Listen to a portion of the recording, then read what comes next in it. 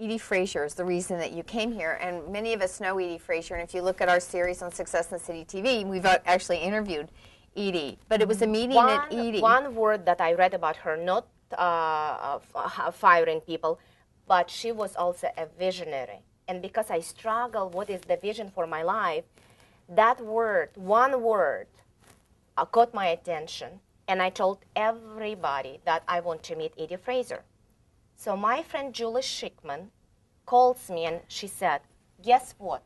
My client is speaking at a conference in Dallas, E-Woman, Sandra Yancey. And Edie Frazier is going to be there too. And it was true. I was so busy. I said, Julie, I'm sorry, it's July. I'm so busy, I can't go. It was your dream, Lana. Bye. Click. Oh, she got my attention. So I'm calling her back, and I said, okay, if you can do a favor, let's be roommates if you don't mind. Let's book the hotel and get the flights. And here I am flying to Dallas. And of course, I didn't meet Edie because there were like thousands of women, and everyone wants to know and talk to Edie. And Julie disappears.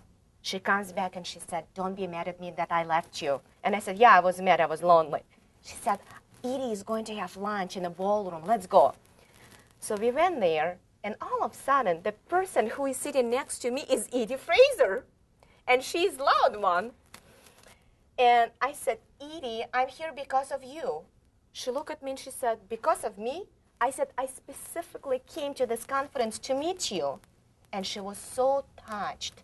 She gave me her business card, and she said, but I have to leave. I'm running late for my flight. So she gives me her cell number, but I'm the person who doesn't dare to call her until I would reach her in her office. So I'm trying to get through, and every time I would call, Edie is on the phone, which is true. This woman makes about 200 phone calls a day, and she knows how to execute, just do it. Finally, I called her on Sunday on her cell, and she answered. And she said, call me back. She said, call me at 9 p.m. your time. And I was thinking, 9 a.m. or 9 p.m. because it was midnight on Sunday. So I called 9 p.m. and she became my mentor. And you made the decision then to... After 8 months, she said, I can't mentor you. I just don't have time. You're too far away. She said, why don't you move to Washington and work with me? So I'm moving to Washington, D.C., and my job is to be at the front desk answering the phone. And everyone thinks I'm just absolutely nuts, crazy. Why would you do that? So after 3 months, I went to Edie and I said, Edie, I love selling, and I can review business plans up to $15 million. She said, come to my office. So she gave me more to do, and I would say, you're paying me way too much for answering the phone. Give me something challenging. And when she sold the company, I was the second top producer. I brought almost $1 million in 9 months. Incredible. You were such an amazing story, just of taking risk, of standing on the edge, of living in gratitude, of asking what you want, finding a plan, and I think that that's so much why we wanted to hear your story today. I think it's just fascinating to learn about what you've done and to start your life with $1. I mean, will you ever look at a dollar in the same way again, at the power of what $1 can do for you? I think it's really, really amazing. I want to open the floor and see who has got questions for Svetlana. Here, ask her more about her life, how she's made the decisions. Well, I noticed a wedding ring. Are you married? Yes, I am, and there is a story, chapter 12, is my husband's name is Dmitry, and I was on a blind... Is he Russian? He's Russian.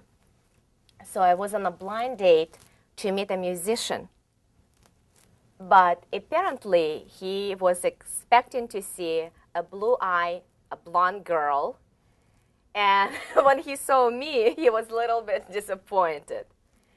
So my friend Leslie said, oh, you should meet my neighbor, Dmitry upstairs. He seems to be really nice, really nice. So I went and I invited Dmitry to the party, but it took him for an hour. Finally, he showed up with a box of chocolate, bottle of champagne, and it was time for me to go home. he asked for my phone number, and I said, you give me your number, and if I decide that I wanted to talk to you, I'll give you my phone number. I'll give you a call. And he said, you're not from Russia. And I said, here. And I showed him Russian passport. Yeah. And is he Russian as well? I mean, or is he he's American? Oh, he's an American. He's an American. Okay, I didn't know if y'all spoke Russian together. Oh, we speak Russian. Oh, do you really? When you're together? So is that your primary language in communicating to each other? No, but he thinks that it's important to speak good Russian because, in a global economy we live. And, it's also good for your mind. So for some of you who have children, I would highly recommend that your children really focus on foreign language. I think the skills that they will develop later on in their lives will tremendously propel them forward. And like we talk, soon people will be paid for the results and intellectual properties for ideas. I agree with you. I think that that's a really prevailing trend. Generation X, that they don't believe sitting in a cubicle from 9 to 5 if they can get the results working 3-4 hours. We've had a really interesting discussion about the fact that, we've really had a cultural shift. I mean, why are we in a system of 9 to 5 when you think about it? We're actually 24/7. We're really on 24/7. We need to begin to look at the world in a whole new lens. I mean, I think young people are doing it. It's based on productivity and accomplishment, not on an architectural at 8 hours. I mean, I think, it's spread out over time. And your husband is not here in Washington. Your husband lives in San Francisco, correct? Correct. So you have a bicoastal marriage. So he's here and you're here. How does that work for y'all? Well, I would not lie. It's not easy.